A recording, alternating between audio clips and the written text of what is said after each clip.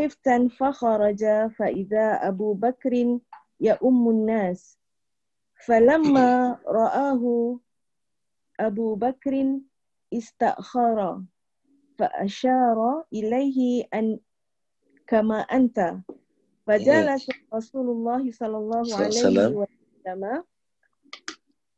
إذاء أبي بكر إلى جنبه فكان أبو بكر يصلي بصلاة رسول الله صلى الله عليه وسلم والناس يصلون بصلاة أبي بكر.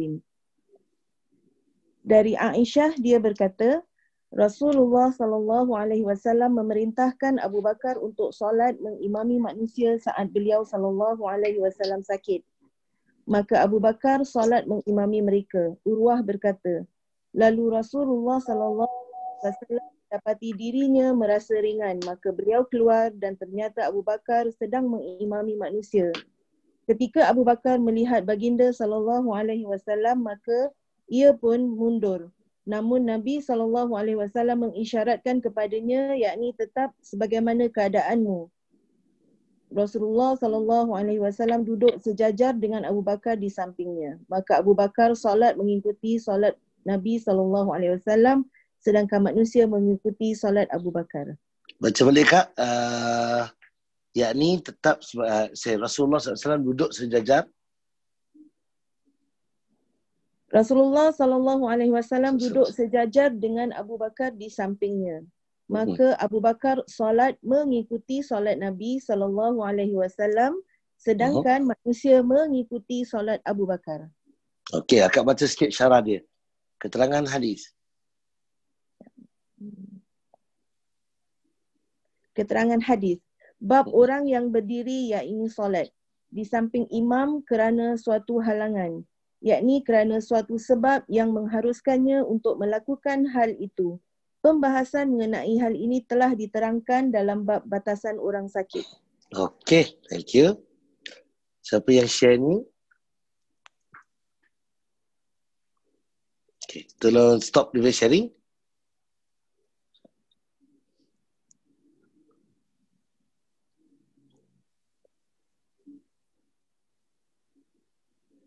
Okey, thank you. Sebab kali ini adalah bab tentang orang yang berdiri di samping imam kerana satu halangan.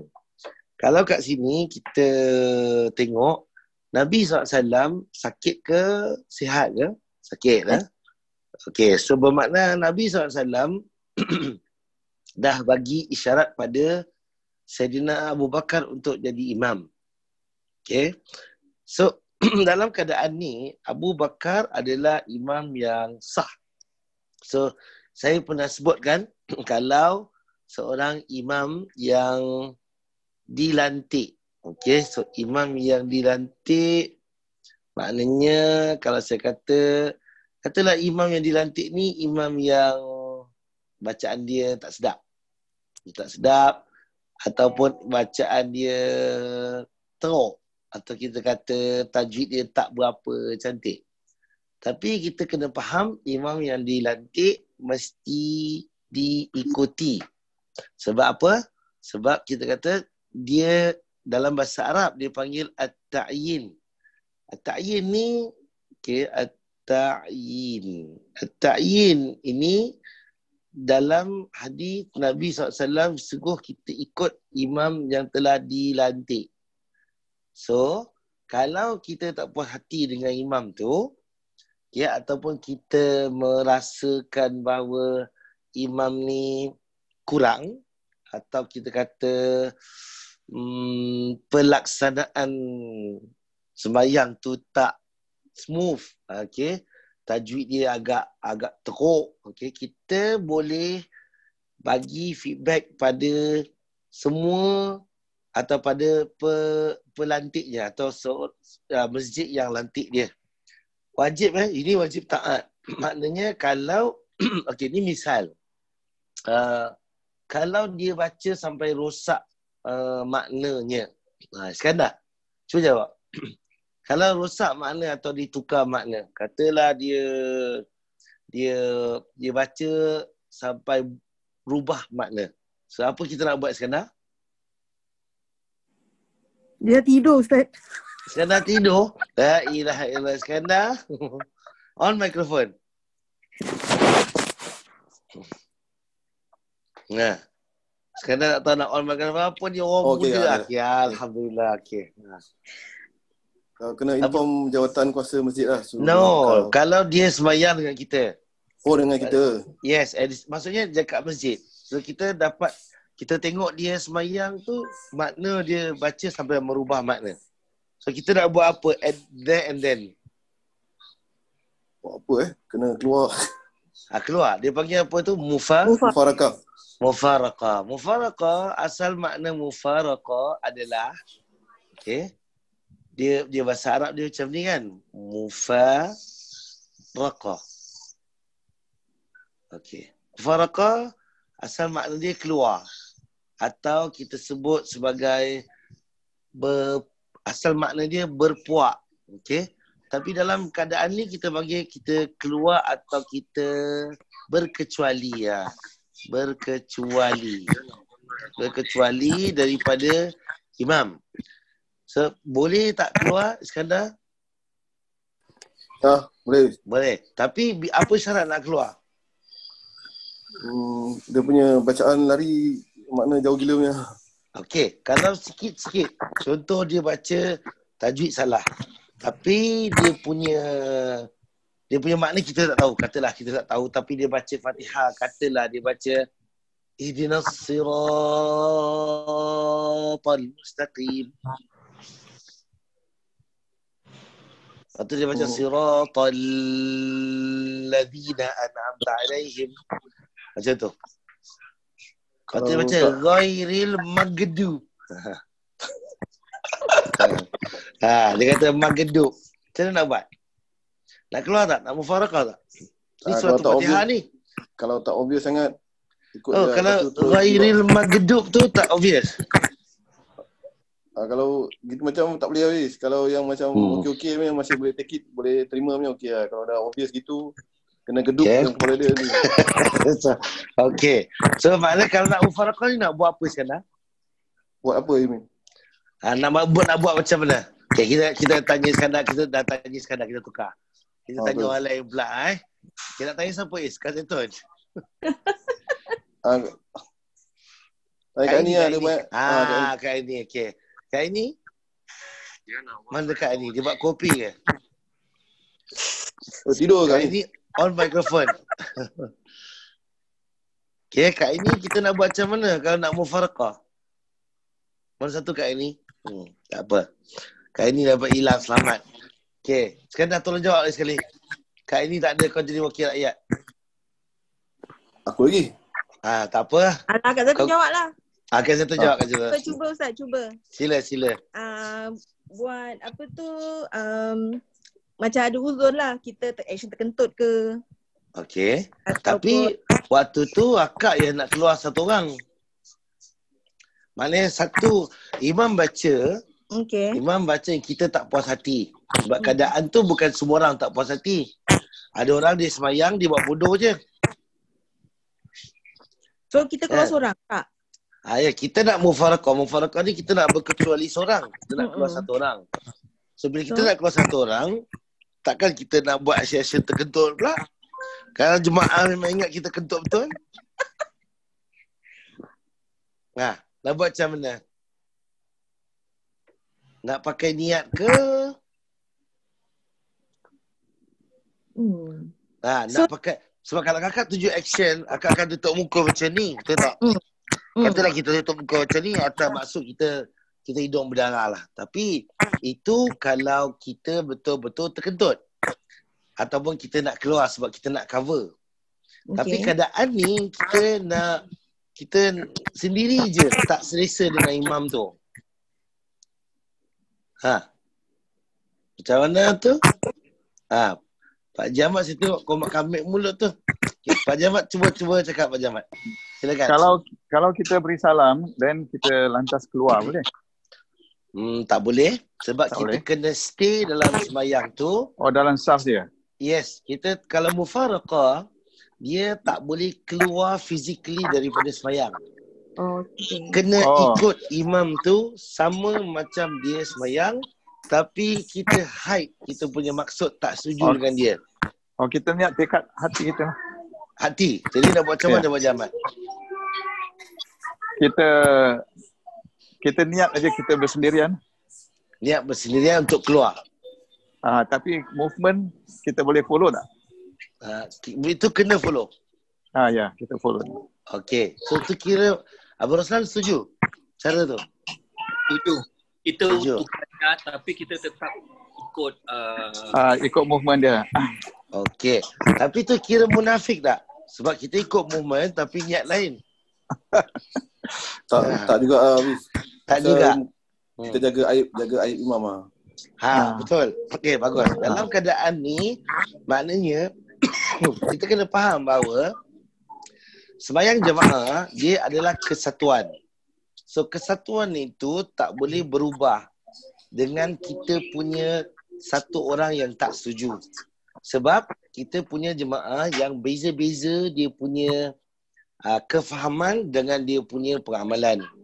So bila kita seorang tak setuju, kita tak boleh paksa orang lain, tak boleh impose pada orang lain macam mana atau untuk setuju dengan kita apa kita buat orang kena ikut. Okey. So kita kena faham keadaan-keadaan macam tu.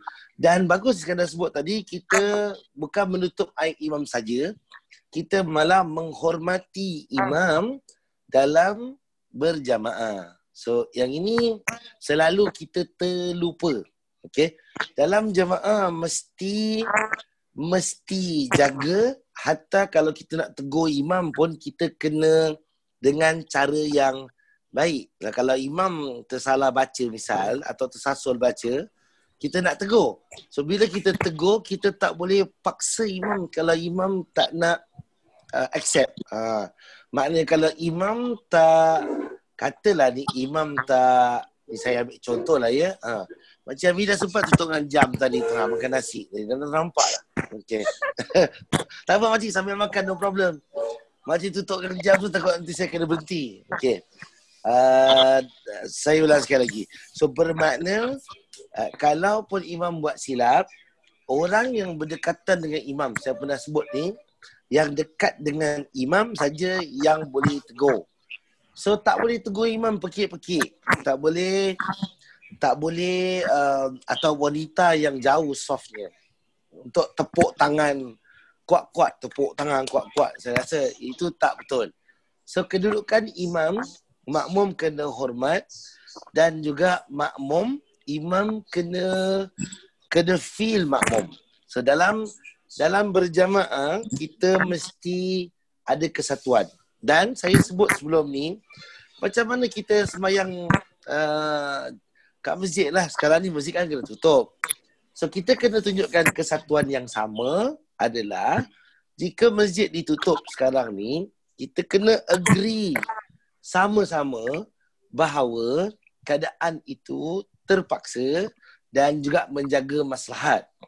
Orang yang sembahyang di masjid 5 waktu adalah salah kalau dia berontak tak tentu hala ataupun dia mengata sebaliknya di media sosial misal dengan keadaan imam tu ataupun mufti bagi fatwa. Saya ingat kesatuan jamaah ni kita kena respect dan kita kena hormat. Okay. So tu tadi bab mufaraqah. So ikut hadis tadi, ikut hadis tadi. Okay. Ikut hadis tadi, Nabi SAW sebut, okay, hadis dari Aisyah radhiyallahu anha, dia berkata,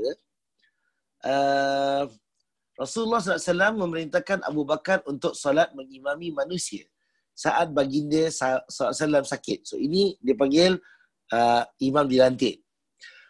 Maka Abu Bakar solat mengimami mereka. Kita pun tahu Abu Bakar nak jadi imam ni, Abu Bakar sangat berat hati untuk mendepani Nabi SAW. Okay. Kemudian Urwah berkata, lalu Rasulullah SAW mendapati dirinya merasa ringan. Maknanya Nabi agak lega sikit daripada sakit. Maka baginda keluar dan ternyata Abu Bakar sedang mengimami manusia. Okey, soalan saya.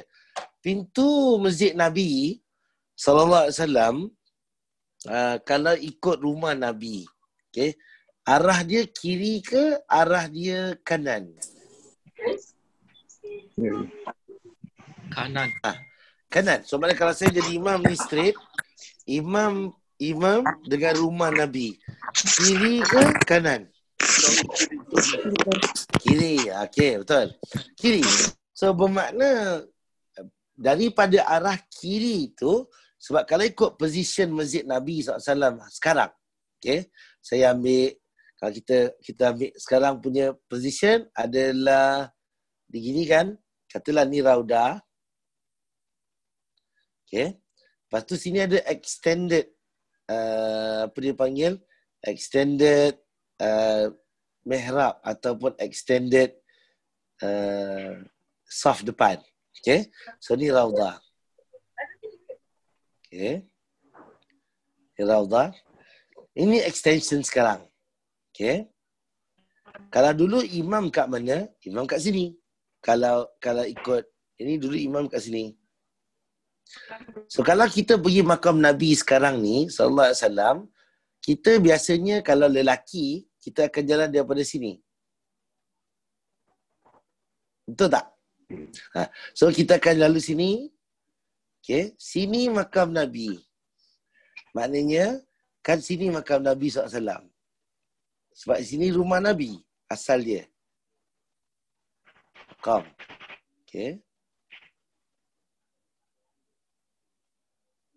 So biasa kita akan jalan ke sini dan kita akan bagi salam tempat ni.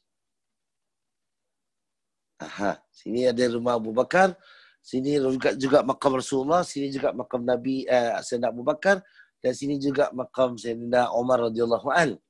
So kalau ikut position dulu, imam berada di sini. So kalau Nabi enter the mosque, okay, Nabi masuk masjid, Nabi akan masuk daripada arah ini. Sebab ini memang rumah Nabi. Sebab rumah Nabi SAW cuma 2 tapak daripada, atau istilahnya cuma 2 langkah daripada pintu rumah Nabi untuk masuk ke dalam masjid. Jadi saya draw ni sebab nak nampakkan bahawa kat sini tak ada hadis ni tak pelik. Sebab itu Abu Bakar radhiyallahu anhu, dia nampak Nabi SAW masuk. Sewaktu tu Nabi merasa ringan sedikit. Dan dalam riwayat yang lain ada sebut bahawa Nabi SAW waktu itu dipapah untuk masuk ke dalam Masjidin Nabi SAW. So kita tak boleh gambarkan keadaan tu adalah keadaan imam sekarang. Maknanya sekarang imam dekat sini. Tak sama. Okay. So this thing is new. This extension is a new building. Zaman Nabi SAW tak ada.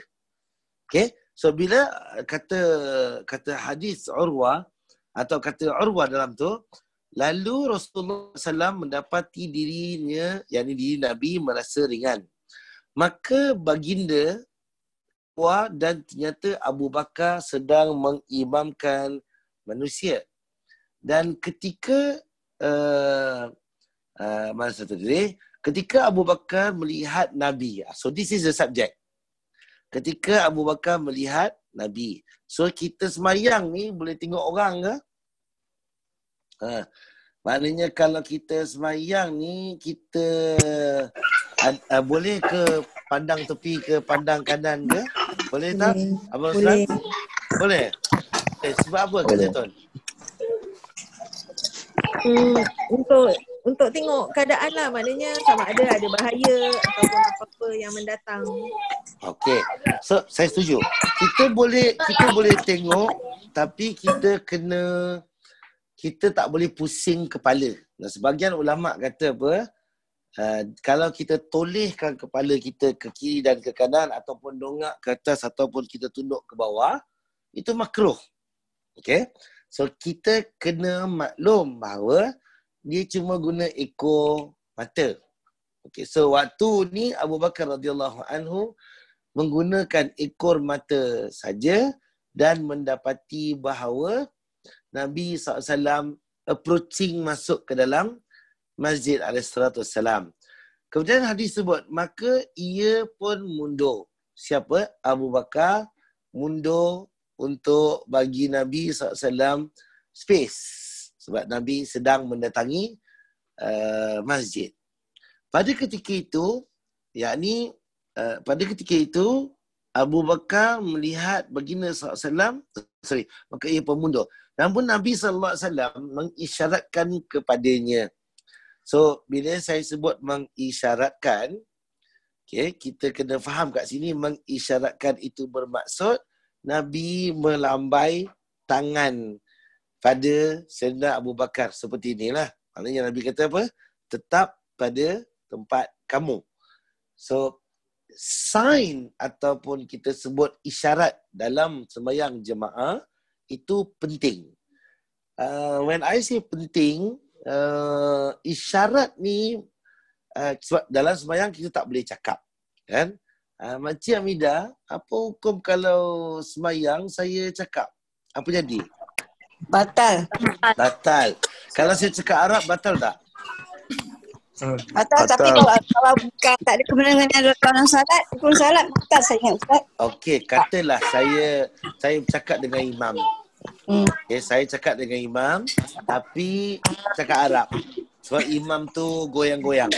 Saya bilang imam tu la tataharrab. Saya cakap Arab. Kena mengena dengan sembahyang.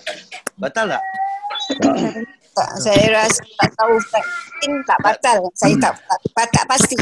Tak pasti. Mungkin tak batal tapi makcik tak pasti. Okey. Saya nak ingatkan kat sini.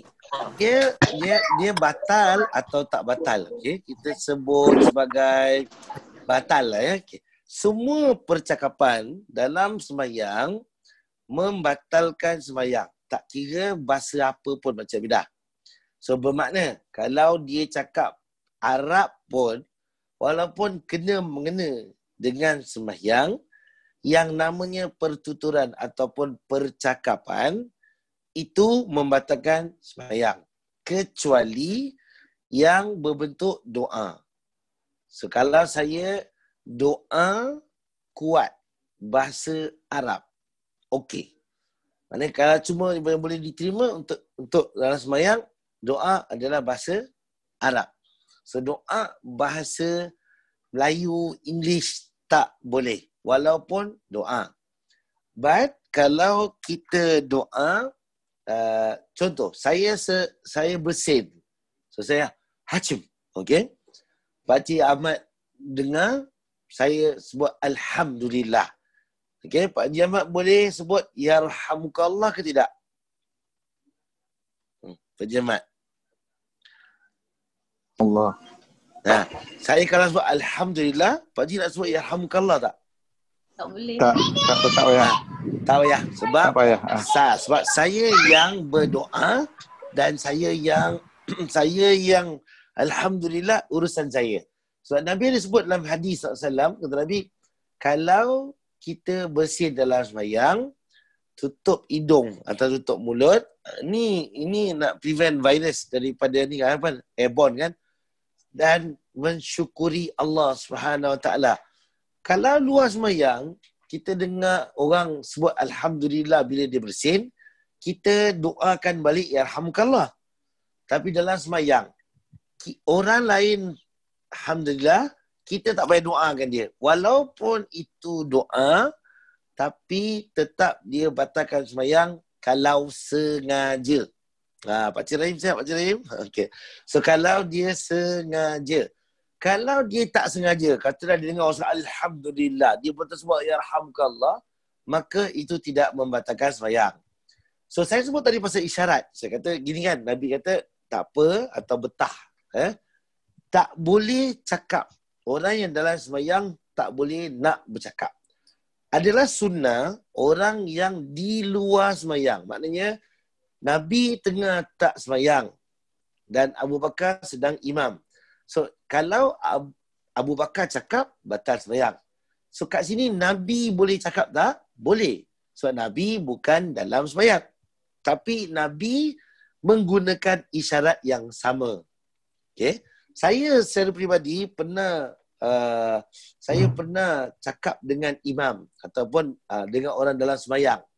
Sebab waktu tu soft dia tak betul. Jadi saya betulkan dia, badan dia keras. Dia tak nak bergerak macam tu. So saya pegang badan dia, dia tak nak gerak juga. Saya sebut kat dia. Saya kata, rapatkan soft. Okay. Saya cakap. Okay. Ya, perbuatan bercakap bagi orang yang di luar sembahyang atau dia baru nak masuk sembahyang, dia belum start sembahyang, percakapan dia tak membatalkan apa-apa sebab dia belum start sembahyang. Tapi adalah sunnah untuk dia tak bercakap. Bila Nabi sebut atau Nabi tunjuk isyarat, tak apa, stay macam tu, Nabi boleh je cakap. Nabi boleh kata, wahai Abu Bakar, continue. Nabi boleh sebut macam tu. Continue, tak payah undur, tak payah Gustan, tak payah bagi aku ruang. Nabi boleh cakap. Tapi Nabi tunjukkan isyarat. So, adalah baik. So, apa yang saya buat tadi tu, jangan ikut. Jadi saya kata, rapatkan soft. Itu kira saya dah maksimum dah sakit hati sebenarnya.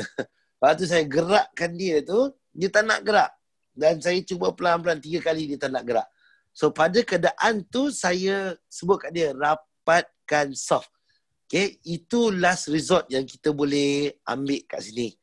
Tapi tak sunnah untuk seorang yang berada di luar sembahyang untuk dia bercakap dengan orang yang sembahyang. Kenapa? Sebab satu keadaan bouncing manusia, apabila orang bercakap dengan dia, dia akan automatically jawab balik. So dia automatik dia akan secara naluri dia akan jawab balik. So kalau saya cakap hello, orang mesti cakap hello. So telefon macam tu. Hatta kita panggil orang, apa khabar? Orang akan jawab, khabar baik. Secara spontan. So untuk mengelakkan orang daripada tercakap, adalah baik untuk kita tidak bercakap dengan orang yang sembahyang. Kemudian hadis tu sebut SAW. Hadis ni hadis senang. Kata dia kemudian Rasulullah duduk sejajar dengan Abu Bakar di sampingnya. Maknanya Nabi dengan Sayyidina Abu Bakar. Okay, saya bagus juga ada buat ni, kita taruh position dia macam ni. So ini imam. Sayyidina Abu Bakar ada di sini. So ini imam Abu Bakar radhiyallahu an. So sini ada jemaah. Okay, kita ada soft-soft sembahyang dalam Masjid Nabi SAW. Masjid Nabi tak besar. Yang asal adalah bangunan macam raudah, besar sedikit, luas, lebar dan sedikit ke belakang. So bila Nabi SAW enter from rumah Nabi ke sini, so Nabi duduk di samping Abu Bakar. So Nabi duduk dekat saf yang sama, bermakna Nabi solat dengan Sayyidina Abu Bakar radhiyallahu anhu. Nabi.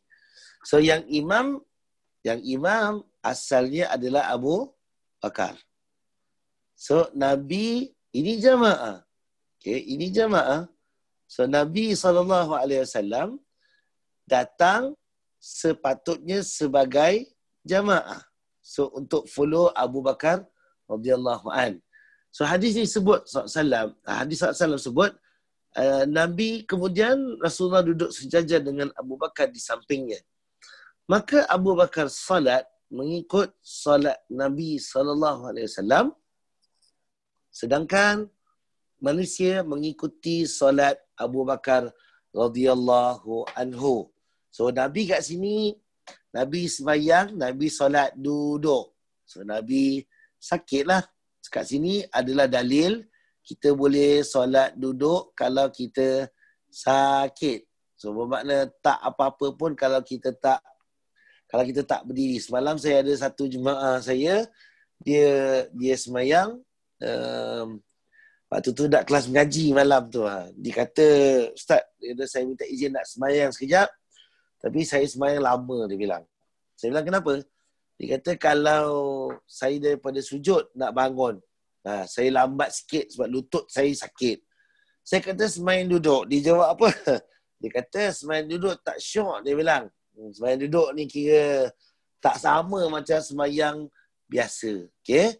Saya nak sebut kat sini bahawa sembahyang duduk ke, sembahyang diri ke, sembahyang baring ke, sama kedudukannya di sisi Allah bagi orang yang memang tak ada kemampuan. So, saya ingat isu untuk rasa tak sedap ataupun tak sempurna adalah tak patut. Pakcik Rahim mana Pakcik Rahim? Pakcik Rahim? Pakcik Rahim, kalau sembahyang duduk dengan sembahyang berdiri biasa dalam solat fardu untuk orang sakit, pahala sama ke tidak Pakcik Rahim? Sama, betul. Pahala mesti sama. Kalau Allah bezakan sembahyang tu pahala lain-lain, Allah zalim tak Pakcik Rahim? Zalim Mesti zalim. Betul. Mesti zalim. So maksud saya kat sini adalah kat sini dalil bahawa Nabi SAW dalam posisi ini. Nabi SAW solat duduk. Okey, saya ada satu soalan kat sini. Waktu hadis tu hujungnya tulis, maka Abu Bakar solat mengikut solat Nabi SAW, sedangkan manusia mengikut solat Abu Bakar. So Abu Bakar jemaah ikut Abu Bakar sebab nampak. Okey. So Abu Bakar pula ikut solatnya Nabi SAW. Soalan saya kat sini. Kat sini siapa imam? Sebab kalau ikut betul-betul, kita nak tahu jugalah siapa imam, siapa tak imam. Siapa imam?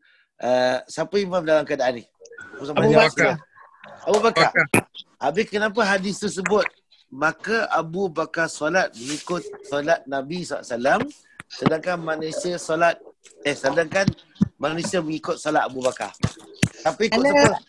Kerana Rasulullah uzur, Rasulullah sarankan Abu Bakar menjadi imam. Okey. Tapi kenapa pula bila Nabi semayang, Nabi duduk sebelah Abu Bakar? Lepas tu hadis sebut Nabi semayang, Abu Bakar ikut. Lepas tu Abu Bakar semayang, jemaah ikut. Sebab Nabi sakit Nabi sakit. Tanya asalnya Rasulullah dah suruh Nabi Abu Bakar jadi imam. Bukan jadi imam. Tapi kat sini macam kalau ikut hadis tu, macam nampaknya Abu Bakar ikut Nabi semayang. Betul tak? Abu Bakar ikut cara Nabi solat. Cara Nabi solat. Tapi siapa yang dia bukan imam dalam keadaan solat waktu tu. Okay, so maknanya Abu Bakar stay jadi imam kali ni, betul? Right. Okay, kita baca balik tu Maka Abu Bakar solat mengikuti solat Nabi SAW, sedangkan manusia mengikuti solat Abu Bakar. Saya baca bahasa Arab dia. Okay.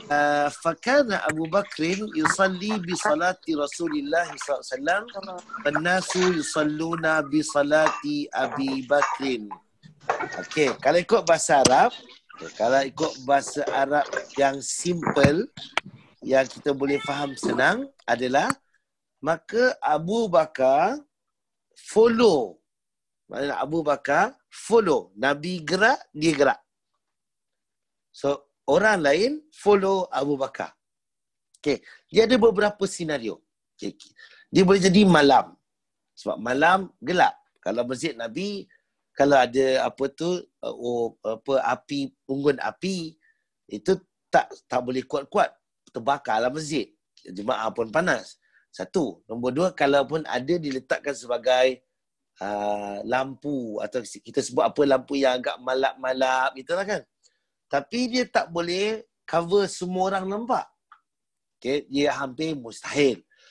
Kat sini kalau ikut topik dia ataupun tajuk dia, Kak Zaitun, cuba Kak Zaitun share lagi sekali dia punya hadis tadi, tajuk dia. Iskandar dah angkat tangan. Orang yang berdiri. Orang yang berdiri di samping imam kerana suatu halangan. So Nabi duduk ke Nabi diri kat sini? Nabi duduk. Duduk. So, kalau ikut topik, sekarang kalau ikut topik, orang yang berdiri. Siapa diri? Abu Bakar. Abu Bakar. So, di samping imam kerana satu halangan. So, Abu Bakar berdiri di samping imam. Imam ni siapa, Is? Rasulullah SAW. Rasulullah SAW. Dan Nabi waktu tu duduk ke diri? Duduk. Duduk. So kalau ikut tajuk Kak Zaitun dengan ikut apa yang ada pada hujung hadis ni, siapa imam? Rasulullah SAW. Rasulullah SAW. Sebab sebelah Rasulullah ada seorang yang sedang berdiri. Namanya Abu Bakar. Betul? Okey. So Makcik Amidang dan Pakcik Rahim tadi, bagus. Pakcik jawab tu kira ada participation. Tapi saya nak sebut kat sini bahawa Abu Bakar radhiyallahu an asalnya dilantik Nabi sebagai imam.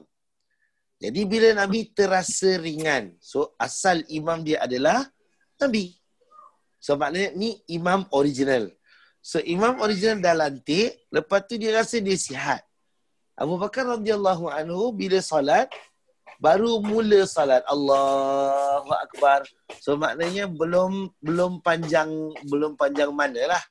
Belum rokok, belum rakaat kedua. Adalah tidak betul lah kalau saya dah rakaat kedua, baru imam asal datang nak ganti. Sebab dia baru rakaat satu. Sebab nanti jemaah jadi cacah merbah kata orang Pening. Nanti jadi apa? Hara, hingap. So dalam keadaan ni baru saja Abu Bakar memulakan solat. Dan pada ketika itu Nabi SAW masuk, maka Abu Bakar dia nak mundur. So Abu Bakar nak gostan. Nabi kata apa SAW? Jangan gostan. So maknanya ada 2-3 perkara lah. Imam asal Abu Bakar nak undur. Nabi SAW masuk. Okay. Nabi SAW masuk dan Nabi bagi isyarat kat sini. Nabi kata apa? Tak perlu stay. So Nabi ambil tempat sebelah Abu Bakar radhiyallahu anhu dan Nabi sambung sebagai imam. Okay, jamaah kat belakang ni tak tahu menahu apa cerita yang jadi kat depan. Kecuali jamaah yang berada di saf awal. So kat sini, kalaupun jemaah saf yang kedua, kalau yang ke bawah, 3 ke bawah, hampir mustahil mereka tahu keadaan itu sebab tak ada mikrofon zaman Nabi SAW. Juga tak ada cahaya yang terang kalau solatnya malam untuk nampak keadaan sedemikian. Sebab itu Abu Bakar solat jamaah ikut. Okey, jatuh, sorry. Abu Bakar solat, jamaah ikut. Yes, Iskandar angkat tangan. Kenapa Iskandar? So, yes, Habibi, fadal. So yang baca Abu Bakar ke Rasulullah? Okey, kalau yang baca, kalau solat jahar. Okey, kalau kita kata malam, dia jahar. Betul? Yang baca Rasulullah, sebab waktu tu tak penting pasal mikrofon tak ada. So maknanya kalau Nabi baca, sahabat dekat saf nombor 2 ni dengar. Okay. Amin. Kalau dia amin, saf nombor 10 kat belakang ni pun akan ikut amin. Sebab orang dulu kan dia sampaikan. So kalau imam Allahu Akbar. Okay. Allahu Akbar. Orang saf nombor 3 ni, dia akan Allahu Akbar. Saf nombor 7 dia akan sambung. Ya Allahu Akbar. So dia akan bersahut-sahutan. Faham, Is? So baca kat sini, kalau imam, mesti imam yang baca. Faham, terima kasih. Okey, terima kasih. Tak ada masalah. So imam yang baca, dalam keadaan-keadaan ni, maka kalau ikut bab yang ada oleh Al-Imam Al-Bukhari, bab orang yang berdiri di samping imam. So Abu Bakar berdiri di samping imam, Nabi yang duduk. Jadi kerana satu halangan, kerana sakit. So pada waktu itu Nabi SAW sembahyang duduk dan sahabat lain sembahyang ikut Nabi SAW yang tahu dan tak tahu. So kat sini kita ada satu kesimpulan senang, iaitu bolehlah imam yang asal, yang pertama imam yang original, untuk mengambil semula tempat imam. Yes, Is. Sekarang kat tangan. Tak macam let's say kalau tapi kat rumah okey lah tak ramai. Kalau macam jemaah betul, kat rumah tak ramai pasal nampak. Katalah bapak dia sembahyang tarawih lah kata Bapak suruh anak dia jadi imam. Jadi bapak dia demam. Katalah misal, okey. Sekali bapak dia tengok anak dia baca seram-seram tu. Alhamdulillah gigil-gigil. So bapak dia nak ambil alih. Boleh tak sana? Boleh. Boleh. So bapak dia, tapi jemaah kat rumah mesti nampak lah. Kita Singapura lampu terang. So kalau kita ambil alih, kalau bapak dia sakit, bapak dia semain duduk, so anak dia dah tak payah jadi shadow imam.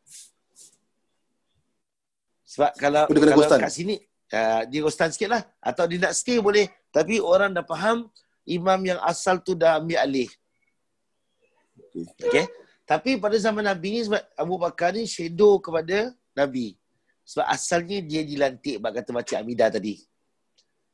So, bila dia dah dilantik, kemudian Nabi terasa ringan, Nabi masuk, dan tentu sekali Nabi afdal jadi imam. Ini tanpa ada khilaf ulama'. Cuma Abu Bakar ni kena shadow sebab jemaah belakang tak tahu cerita. Dia orang ingat Abu Bakar yang imam.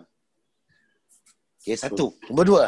Boleh imam solat duduk dan makmum solat biasa.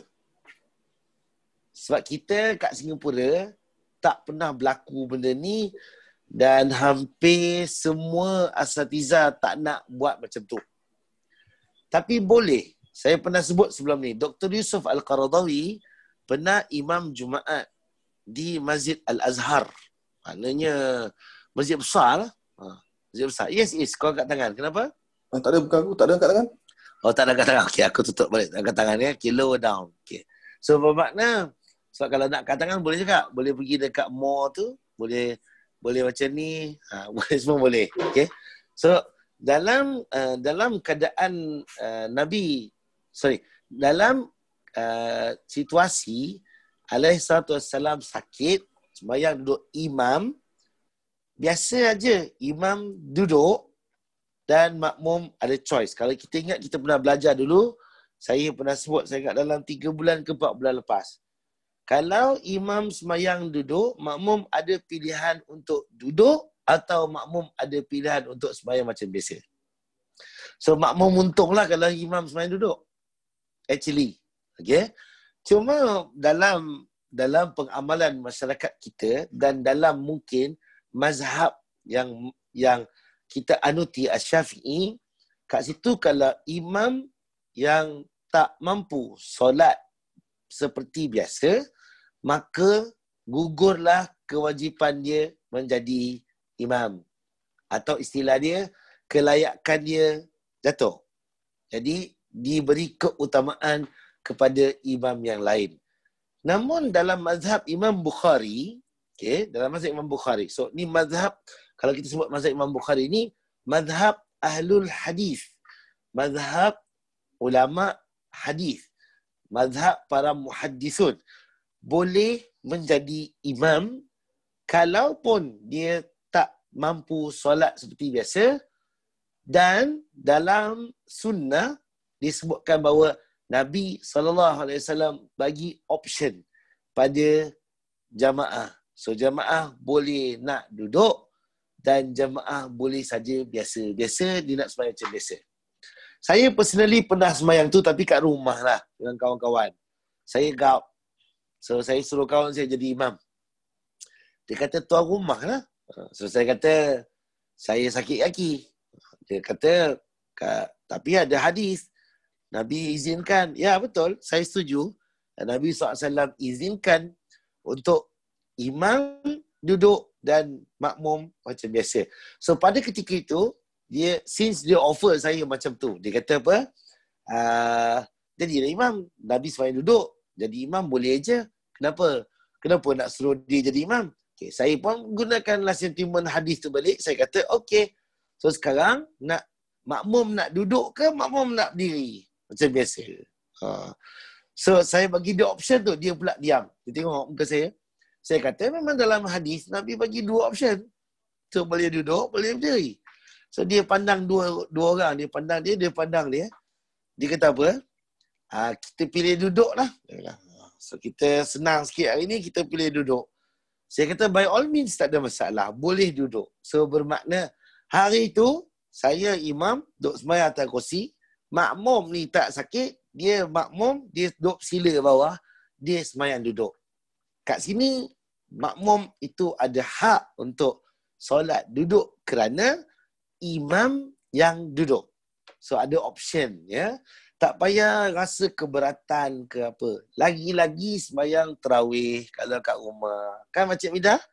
Siapa-siapa lah jadi imam. Kalau Pakcik Rahim jadi imam baca suratul Baqarah, khatam pula 1 rakaat. Sebelum kita darah tinggi naik, masuk hospital. Tu, saya ingat adalah baik kita makmum duduk. Gagak kalau letak larat, habislah. Letih betul. Saya ingat bolehlah batalkan sembahyang. Biar imam tu sembahyang seorang-seorang. Kalau dia jenis yang tutup mata macam Stevie Wonder, short sendiri, biar dia habis sembahyang, biar dia terkejut. Kita pun dah baring. So dalam keadaan ni, dan saya maksud tu saya sebut saya ni bukan bermaksud saya sebagai dalil. Dalilnya adalah Nabi SAW solat seperti itu sampai keadaannya habis. Dan kalau kita nak kata pun, tinggal sikit lagi, tinggal 5-10 minit.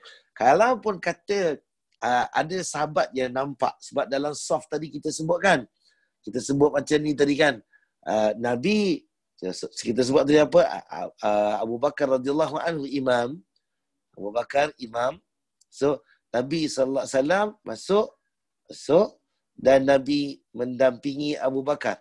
So Nabi jadi imam. So ada orang akan kata gini, kalau gitu jemaah tak tahu bahawa Nabi yang jadi imam.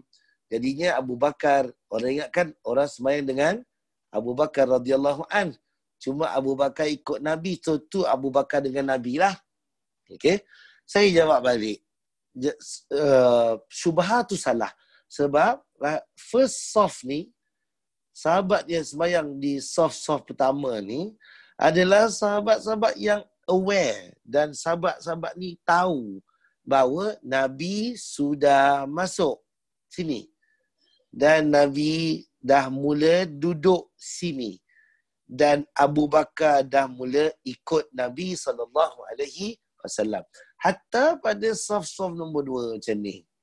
Nah, saya ingat ini masih lagi kelihatan dan masih lagi boleh dengar. Hatta mungkin soft 3.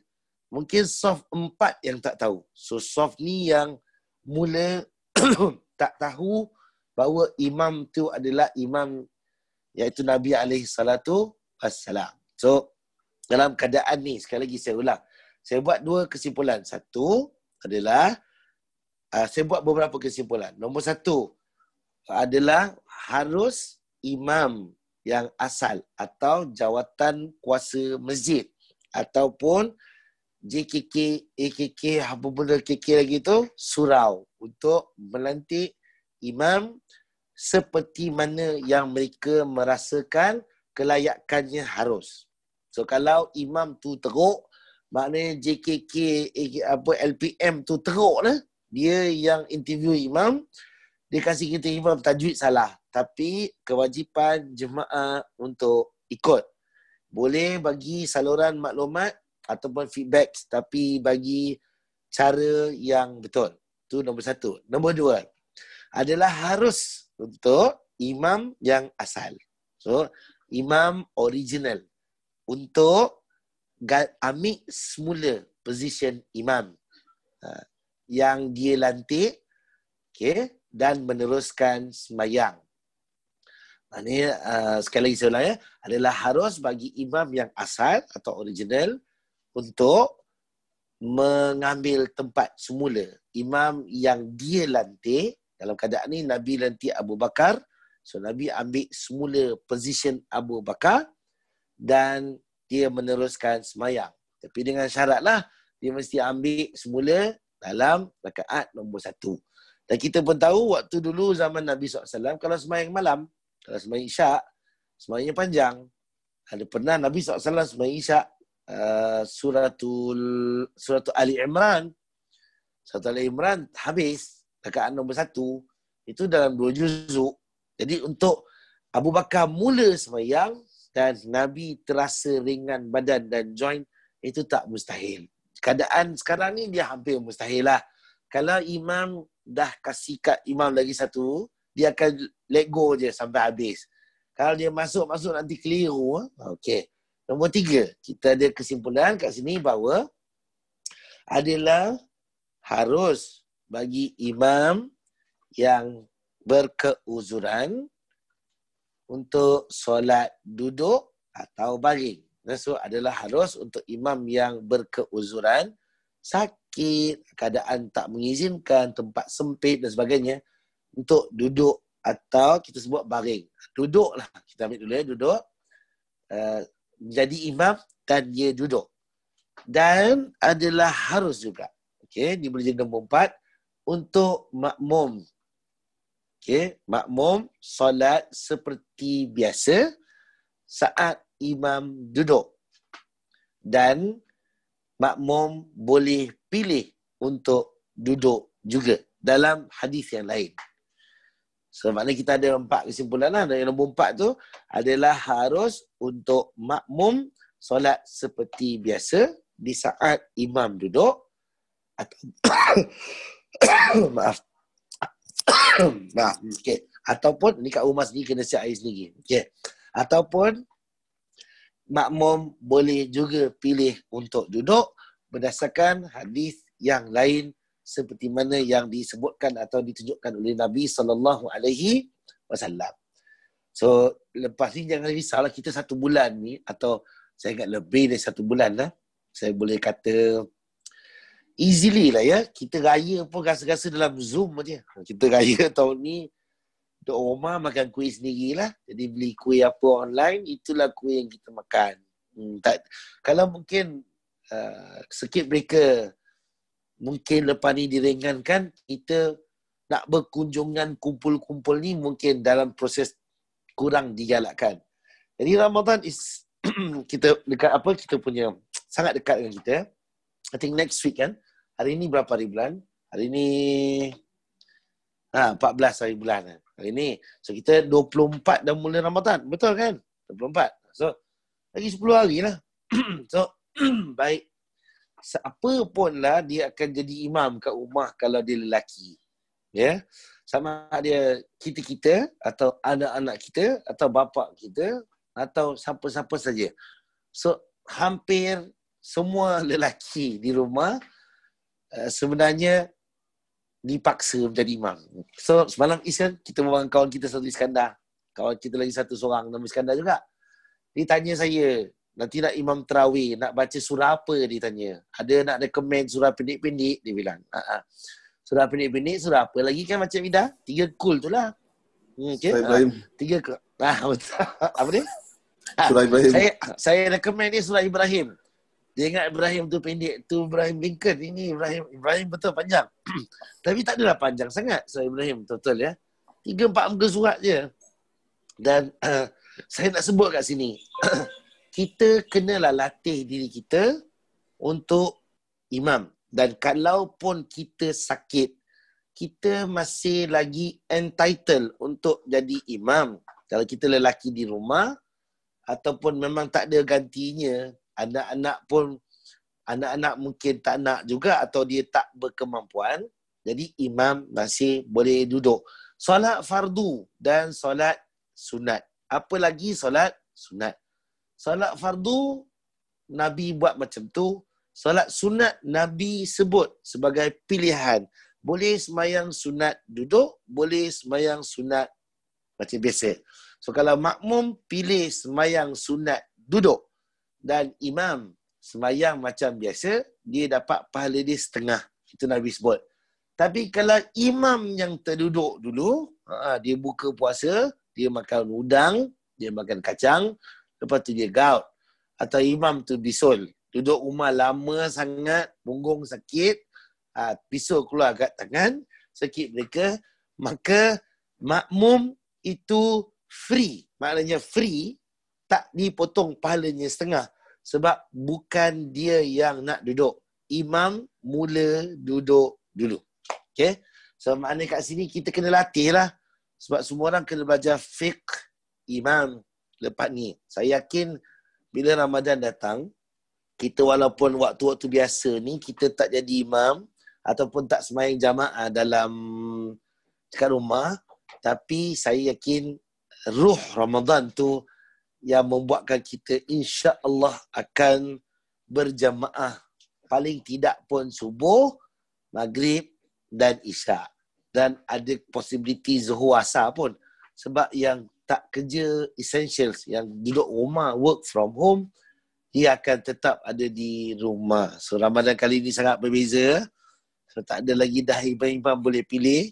Ada imam yang ada tu je lah. Ya?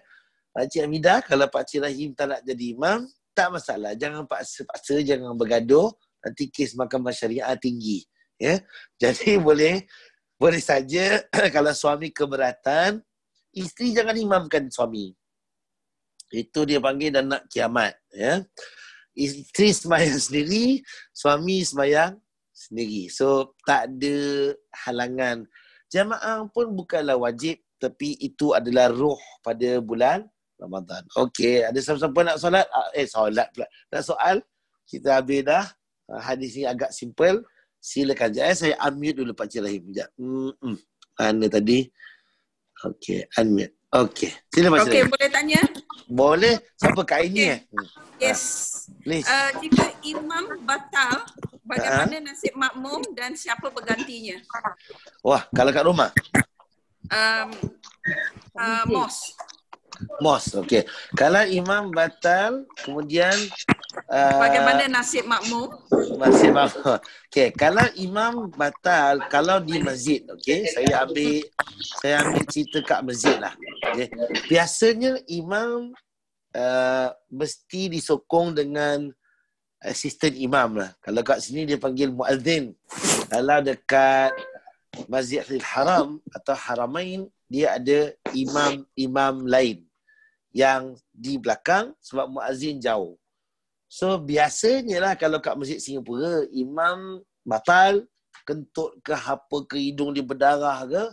So kalau dia keluar, kebiasaannya imam akan pastikan ada imam lain yang ganti.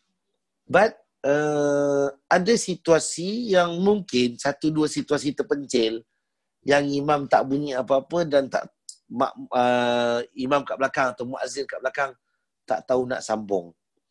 Just in case, okay, kalau ada imam yang ganti, maknanya muazzin sambung jadi imam, adalah elok kita follow sebab kita pun tak perasan.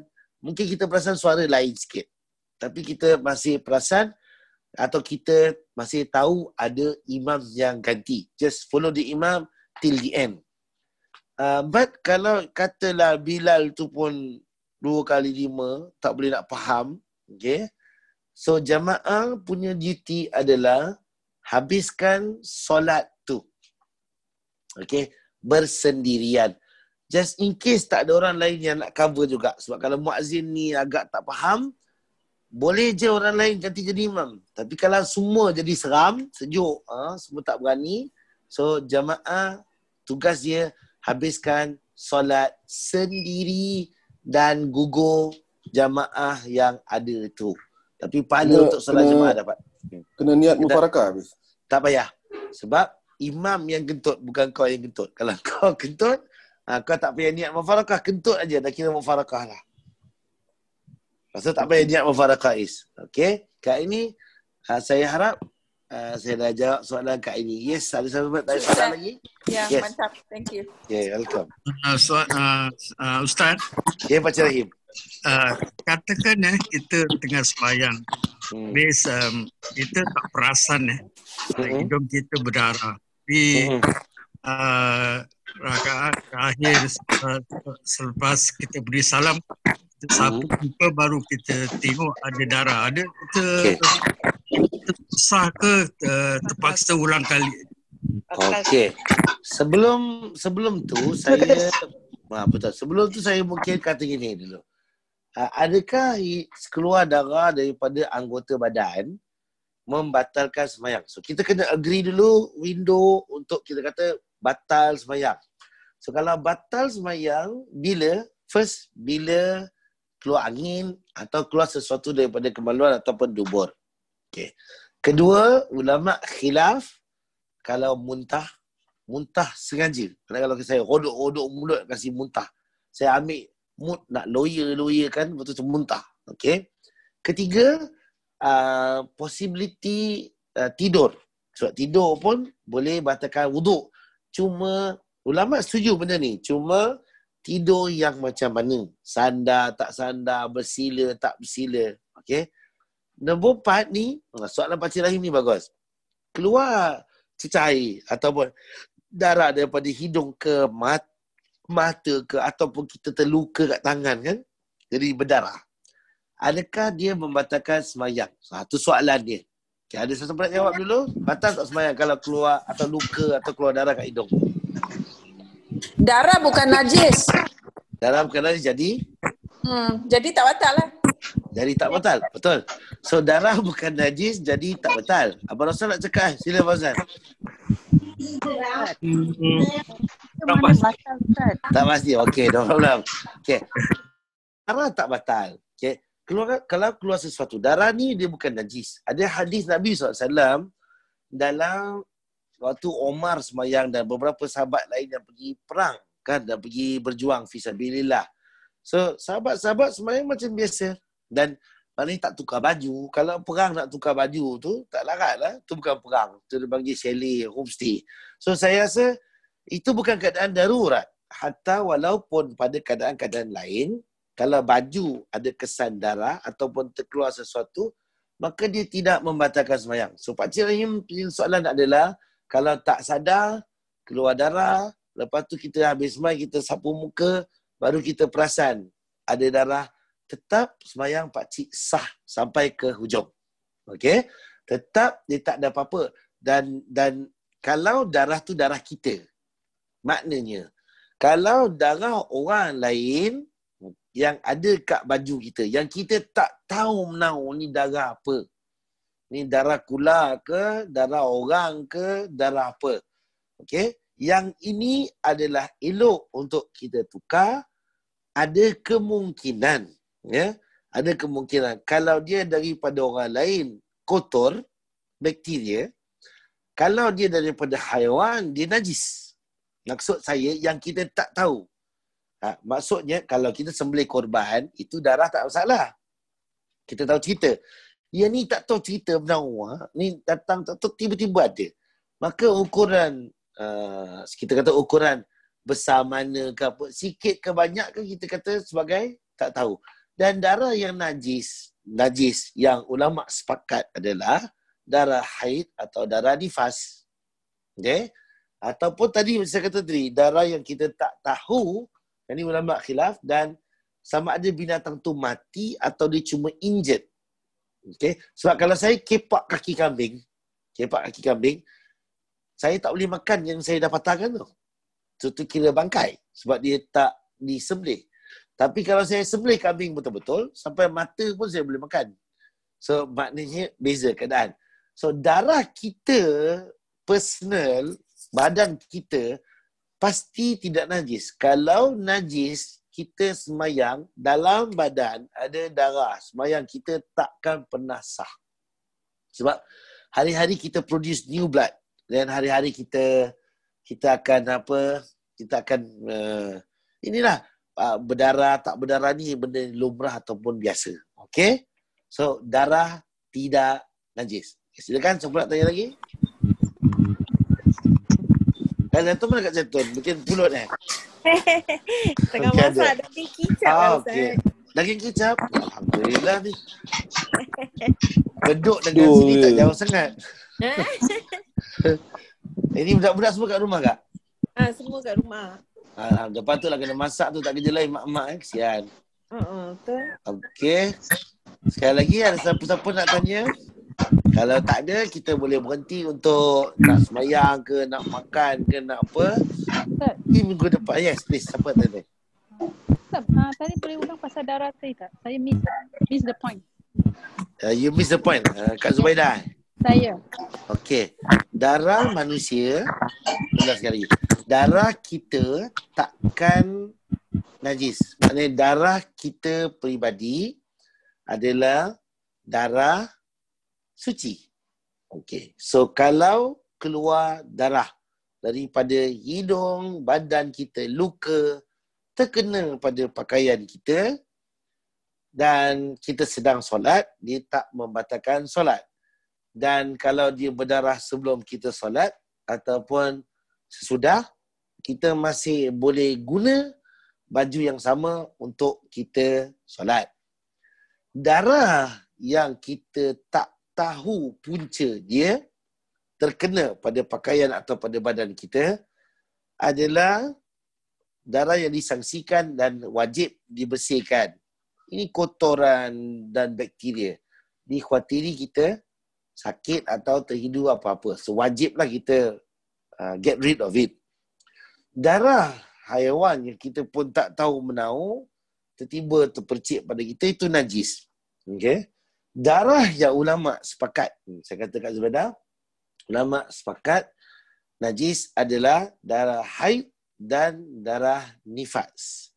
Selain daripada itu, kita tak mampu nak kata darah itu najis kerana dia satu benda fitrah yang ada dalam badan manusia, dan kalaupun dia berbau ataupun dia menjijikkan mata, adalah elok kita bersihkan. Bau, saya ingat kita, walaupun kata tak najis tapi bau, kita tak boleh take it lah. Okay? So, itu make sense kita akan cuci. Okay?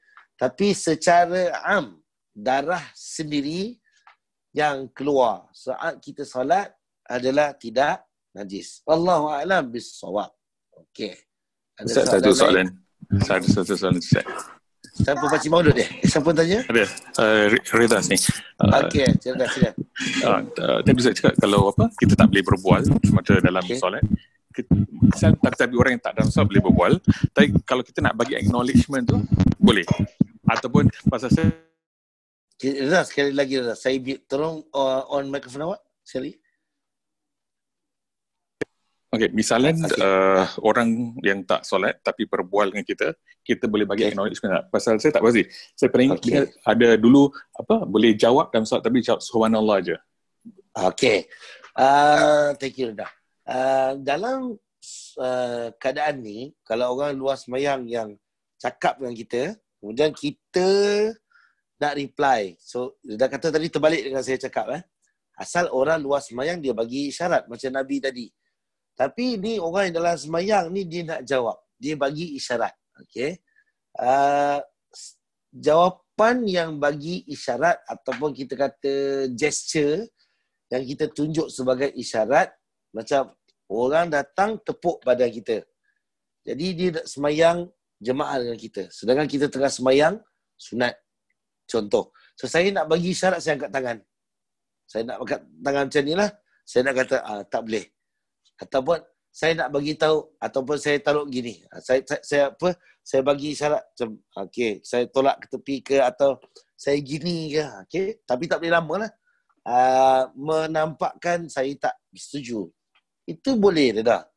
Tapi kalau dia berbentuk perbualan, contoh orang tu tanya, contohlah ya, dah rakaat ke berapa? Dia tanya. Saya pun jawab 2. Itu jawapan 2. Lepas tu dia tanya, contoh dia, ataupun dia tanya macam mana, dah Fatihah ke belum? Misal, kita pun cakap dah. Kita bagi tunjuk isyarat. Isyarat yang berterusan, yang menjadi perbualan, itu tak boleh. Tak boleh. Sebab kita ambil hukum asal dalam sembahyang adalah tak boleh bercakap. Kita punya time is to connect to Allah Subhanahu Wa Taala. But tadi dia ada sebut tentang subhanallah. Okey. Subhanallah ini bukan untuk imam. ataupun ini bukan untuk makmum. Bukan untuk makmum maksud saya, hanya makmum nak tegur imam. So kalau saya sembahyang peribadi, saya sembahyang sendiri, saya nak guna subhanallah pada situasi yang orang berbual dengan saya, tak boleh.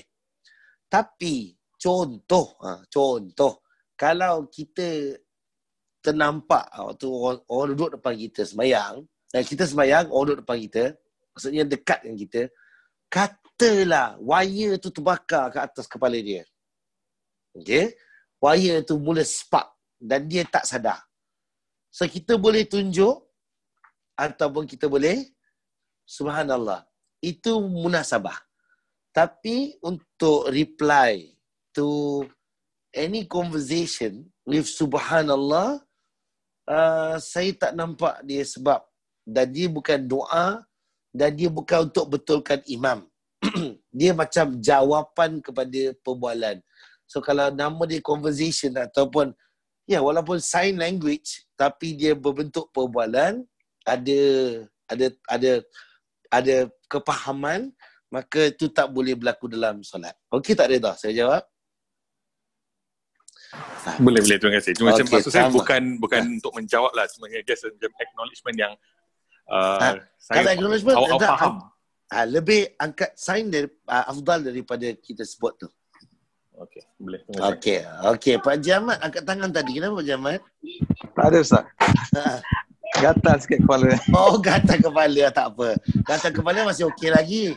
Jangan gatal yang mana. Kalau gatal lain tu masalah. Okey. So, kat sini alhamdulillah kita dah 1.5. Okey. Ada lagi siapa-siapa nak tanya? Mungkin last question yang saya boleh ambil, sila. Ustaz. Ya, Pakcik. Okey. Dulu Abang Roslan, Pakcik. Abang Roslan angkat tangan. Pasal nak tanya ke? Ya. Macam mana saya kasi Abang Roslan dulu Tadi Ustaz cakap pasal bersin. Pasal apa? Ada jemaah bersin ya. Kalau kita jawab dalam hati pun tak boleh Ustaz. Dalam hati maksudnya doakan dia. Yarhamkallah. Okey. Kalau dalam hati boleh lah Ustaz. Sebab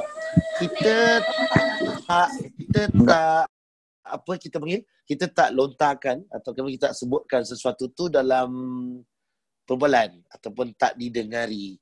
So dalam hati macam mana Ustaz semain, katalah saya semain dalam hati, saya teringin nak makan kacang pul. Saya buat dalam hati Allahu Akbar. Terfikir pula kau dapat minum sirap Bandung ni sedap ni. Pasal bulan Ramadan. So maknanya saya bercakap dalam hati tak apa-apa. Walaupun kita kata sebagai apa, mendoakan dalam hati, it's okay. It's totally fine. Selagi mana tak keluar. Sebab tu kalau kita baca Fatihah, kita dalam hati tak sebut Bismillahirrahmanirrahim, Alhamdulillahirrahmanirrahim, perlahan yang kita boleh dengar, maka sembahyang tu tak sah. Sebab dia tak dikira sebagai membaca. Okay? So, bermakna sesuatu yang keluar daripada mulut yang ada voice, yang ada suara. Kadang-kadang saya pernah sekali saya sembahyang, saya tercocok something lah kat bawah tu tajam, atau kaki saya sakit waktu tegak. Bila turun tu, saya ouch. Sakit lah. Kita nak cuba sembahyang balik macam biasa. Asalnya saya sembahyang duduk. So saya ouch tu tak sengaja. Tak sengaja okey. Tapi kalau sengaja kita ouch, alamak sakitnya kaki sambung. Tu memang batal lah. Yang itu dia pakai cek naas.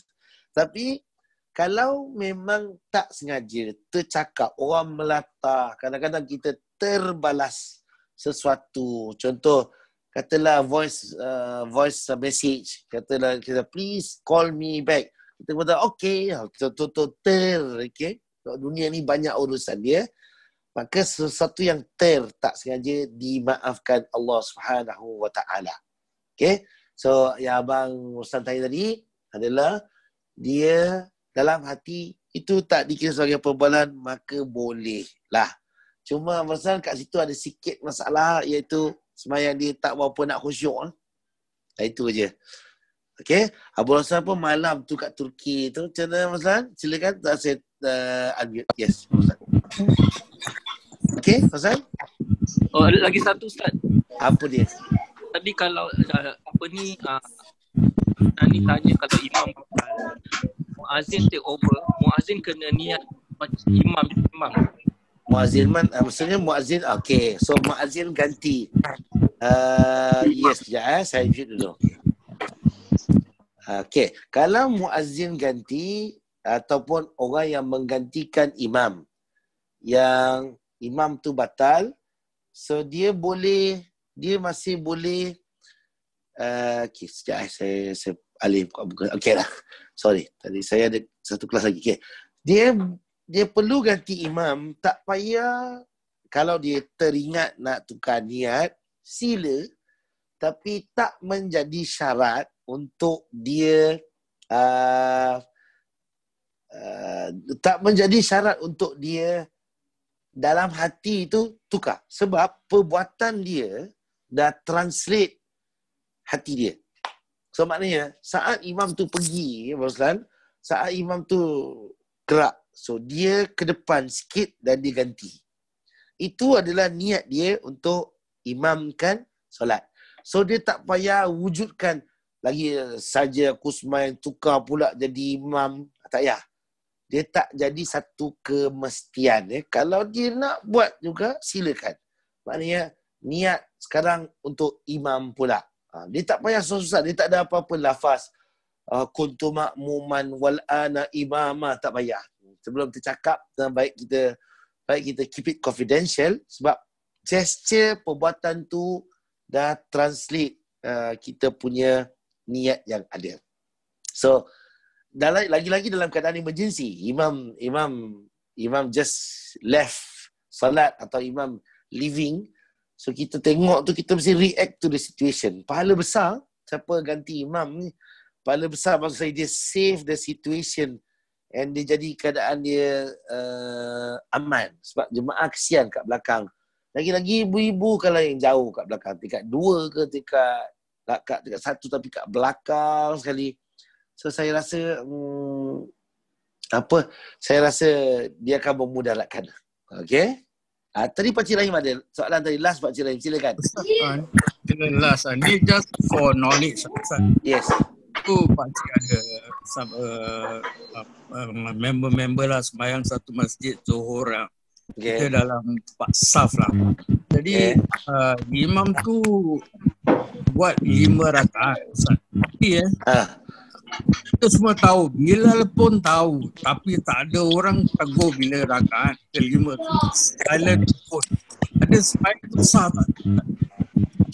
Sebenarnya Bilal tak tegur, makmum pun tak tegur, betul? Lepas sembahyang semua buat 5 rakaat. Semua aware adakah sembahyang tu sah. Okey. Sembahyang tu pasti sah untuk si imam. Saya minta sembahyang tu pasti sah untuk si imam sebab imam tu tak salah dan dia tak aware yang dia tertambah. Okey. Bilal tu pula, dia kalau tak sadar ataupun dia pun was-was, maknanya imam betul ke aku betul? Okay. Saya ingat masih lagi okey. Makmum yang lain ni Pakcik Rahim, yang tahu, lepas tu habis dia pula sembang, dia pula kata salah. Yang ni dia dah tambah rakaat. Kalau menurut saya lah, dia sengaja diamkan, dan dia buat bodoh dan sengaja tambah, bermakna dia telah menambah sesuatu yang tak ada asas dalam agama. Adalah elok dia sembahyang balik. Macam nak kata sembahyang dia batal. Batal tu maksudnya terlebih. Jadi dia kena tak betul. Dia tak ikut syariat. So dia makmum tu, yang sembang-sembang tu, dia ulang. Tapi kalau waktu sembahyang juga, makmum ni pun was-was. Dia pun fikir, kalau aku tegur ni Kang, takut aku yang salah, imam yang betul. Kadang ada orang pula fikir, kalau aku tegur ni Kang, tak imam nak dengar ke tidak. Tak, kalau imam nak continue juga, malu juga. So keadaan-keadaan ni menyebabkan dia half-half, dia bagi was-was, maka okey, sembahyang dia masih sah. Ni berapa ramai orang ni Pakcik Rahim dalam sembahyang tu? Dekat 4 sah, satu tapi lepas sembahyang semua lah. 4 sah ni kira ada tak dalam 200 orang? Apa? Berapa orang? 200 orang. Berapa orang? Adalah dalam 100. 40 orang ada. 4 saf tu 40 orang ni masjid kecil ni. Okey. 40 orang tu cukup dah boleh buat sembahyang Jumaat. Seorang pun tak boleh harap. So maksud saya, kalau ada seorang yang aware, tapi kadang-kadang orang yang aware ni dia soft nombor 4. Kita pun kena tengok imam juga. Imam ni pekak ke tak pekak ke kan? Kadang-kadang ada imam sensitif, ada imam kurang sensitif. So dalam situasi-situasi macam ni, katalah yang yakin dan aware tu dia duduk belakang sekali. Okay, contohlah dia tak boleh nak tegur imam tu. Suara tak sampai. So sorry. So ada oksigen tak masuk. So oksigen masuk. So dalam keadaan ni makmum tu dia boleh tunggu. Dia stay, imam tu naik dan sampai imam tu rukuk, tahiyat dia ikut sama-sama salam. Okay? So kita faham kat sini sebab dia jauh. So dia tak boleh reach imam untuk dia tegur. Tapi Pakcik Rahim yang ada depan tu, soft 1, soft 2 tu, sengaja kalau dia tak tegur, tak ada was-was, dia kena repeat solat. Tapi kalau dia pun was-was, makmum tu tak apa. It's okay. Allah maafkan dia. So imam ni memang tak sadar betul lah Pakcik Rahim. Tapi lepas itu berbual lah. Kita berbual lah. Ya, 5 rakaat. Imam tua ke imam muda ni? Middle age lah, tak tua sangat. Okay, 50. Okay, tapi kalau nak lupa ni, muda tua boleh lupa kan. Dia bukan permasalahan umur. Dia kadang-kadang kita miscalculate ataupun salah kira. Tu jadi semangat tu tertambah 5 rakaat. So hari tu sebenarnya 5 rakaat tu untuk makmum yang was-was tadi, tak was-was tu, tak ada bonus pahala pun. Tu dia namanya dia buat je. So yang tu dia kena betulkan keadaan. Okay? Okay semua, saya cakap terima kasih banyak. Saya pun ada kelas lagi satu. Yes, Pakcik Rahim. Sila. Siapa tanya? Ustaz Kak Zubaidah. Saya. Boleh tak tanya? Sila. Boleh. Ustaz tadi yang cakap pasal imam tu, let's say kalau makmum follow imam ni kat rumah lah sembahyang Jumaat. Dan let's say imam short of 1 rakaat. Tapi makmum tahu. So how's the situation? Makmum tahu, makmum sebut subhanallah kalau dia lelaki. Kalau dia perempuan, dia boleh bagi isyarat. Contoh, kalau dalam hadis Nabi kata tepuk tangan. Tepuk tangan ni bukan clapping. Dia tepuk macam ni. Ataupun apa sesuatu lah. Contoh, kita dah pakat dengan suami kita ke anak kita. Kalau awak tersasul saya, contohlah. Boleh. Ataupun, boleh ke gitu dalam solat? Kalau memang dah disepakati. Dia sama macam subhanallah. Cuma wanita, kalau sembahyang dia bukan family. Kalau dia family, Kak Zubaidah, okey je subhanallah. So kalau dia bukan family yang jadi sikit perbahasan ulama' sama ada dia boleh angkat suara atau tidak. Tapi ada ulama' kata wanita elok dia tak bersuara. Tapi okey kalau dalam family kita, dan suami kita kan, kita sembahyang dengan suami dengan anak-anak je. Kita dekat-dekat dalam bilik je, dalam aircon bilik kan. Kita pun tak ada masalah. Atau kita pun jangan panggil abang sudah lah. Dia kena subhanallah. Ataupun kita boleh yang cara lain-lain dalam bahasa Arab tapi yang sangat ringkas. Okay? Okay, terima kasih banyak semua yang meet time. Nanti recording ni saya akan pass pada Masjid Siglap untuk Masjid Siglap broadcast dekat Facebook mereka lah. Sebab important. Ini kita try je hari ni. Saya masih welcome feedback kalau ada yang nak bagi. Boleh bagi feedback dekat Masjid Siglap. Boleh juga bagi feedback dekat saya kalau yang ada kelas hadis punya chat group. And also, saya sampaikan amanah untuk kita support Masjid Siglap pada donation. Tak kira lah banyak ataupun sedikit sumbangan. Malah saya ingat semua masjid-masjid juga perlukan. Apalagi Masjid Siglap dalam keadaan si gelap dan dalam keadaan kurang sedikit. Saya ingat orang Melayu mungkin semakin kurang kat merimpit. Jadi Alhamdulillah walaupun masjid tak operate tapi masjid physically tak operate tapi masjid masih lagi, saya ingat Masjid Siglap antara yang awal yang jalankan online kuliah dan staff masih juga bekerja.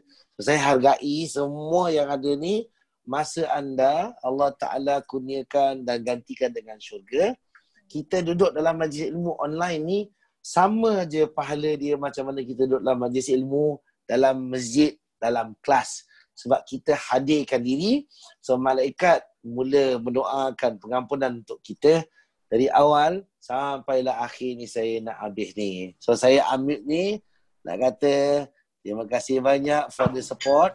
Tak kira lah jemaah kita yang dalam kelas ke atau jemaah yang participate. So in future kalau next week saya rasa gunakan medium ni ke tak gunakan, nanti kita decide lagi sekali based on feedback juga. Okay?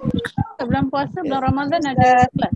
Yes, bulan Ramadan kita masih jalankan lagi Kak. Sebab tiang hari, satu. Nombor dua, kalau malam hari pun terawih kat rumah cepat habis.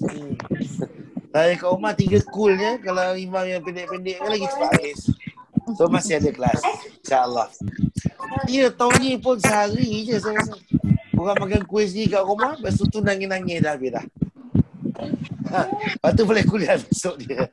Tahun ni tahun sejarah. Okay, insyaAllah kita jumpa lagi. Terima kasih banyak. Saya akan end sama. Terima kasih Ustaz. Lambat makan sama. Okay, saling berdoakan insyaAllah. Stay safe. Itu. Assalamualaikum. Waalaikumsalam. Waalaikumsalam. Okay.